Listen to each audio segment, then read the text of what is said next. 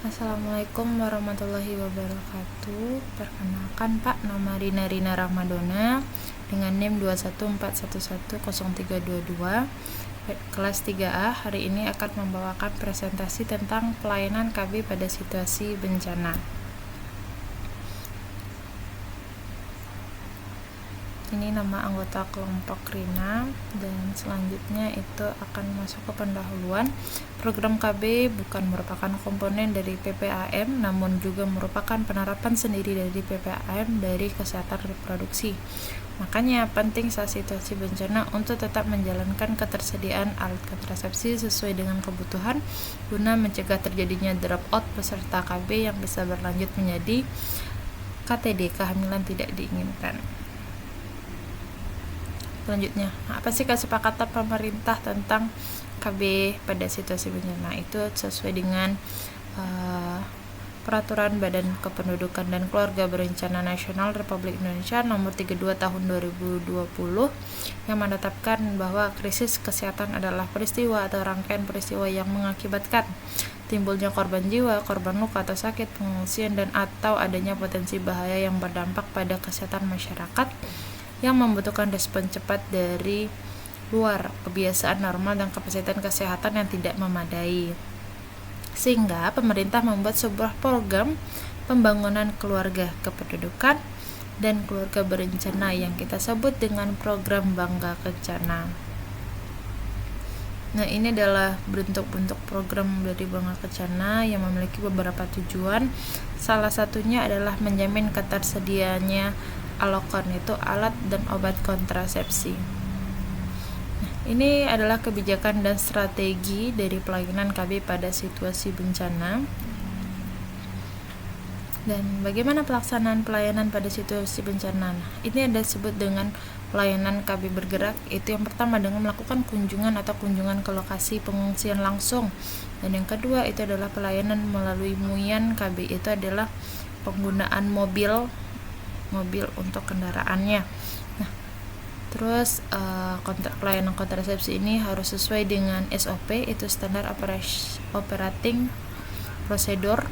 Itu melakukan beberapa salah satunya itu informed consent, informed choice, dan tetap menjaga privasi dari klien. Nah, ini bentuk-bentuk pelaksanaan pelayanan KB pada situasi bencana itu ada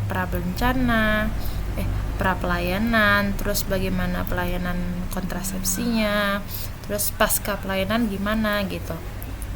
Bisa terdapat konseling, penanganan komplikasi, dan nanti berakhir pada rujukan.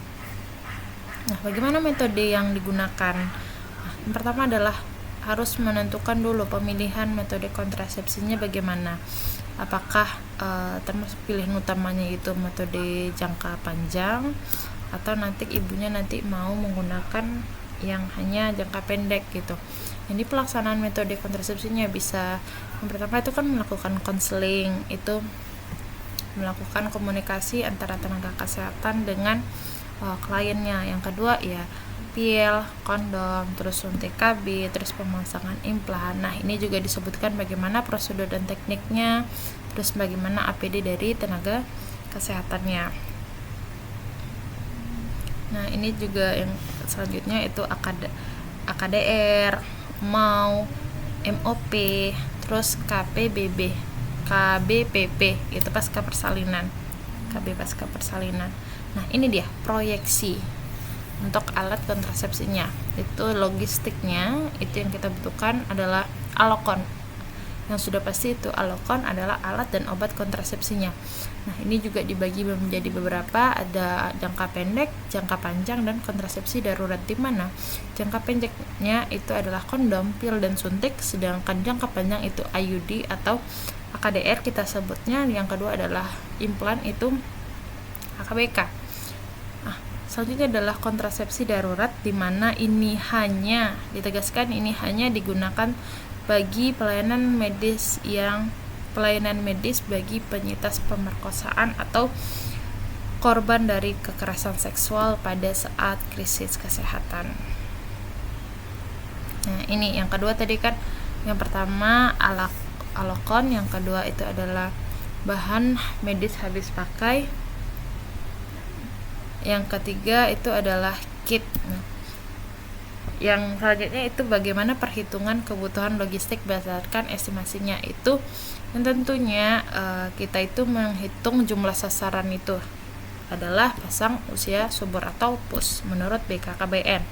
Nah, ini contoh formula yang dilakukan estimasi sasarannya kebutuhan alokon selama 3 bulan berdasarkan alat dan kontrasepsi modernnya menurut SDKI TADA tahun 2017.